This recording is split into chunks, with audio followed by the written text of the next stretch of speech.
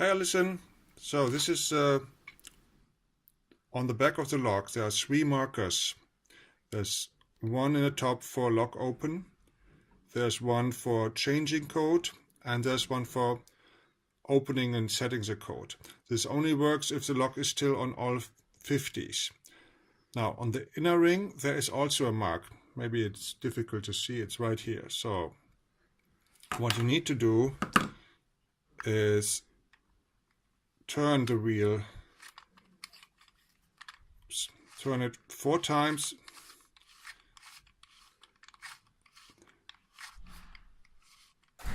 and then set it to the opening mark, or it's actually close before the opening mark, something like this.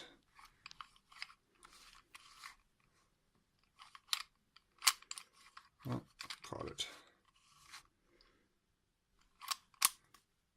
Oops, and the lock opens right here. Okay. Now to change the combination, you go and set it to the mark of the change index. And at that position, you can go and enter the change key. Now turn it, and now you can set up your code. Finally, to install the lock, install it in the open position. So the lock is open now, and these 2 marks are matching. Now in this open position, take the dial and set it on 93. Okay, and when it fits right in here at this position,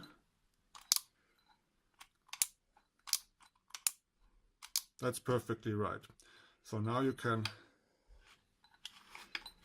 turn the wheel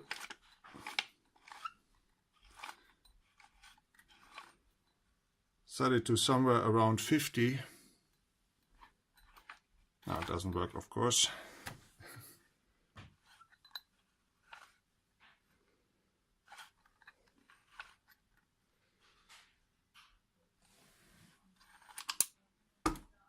And it opens.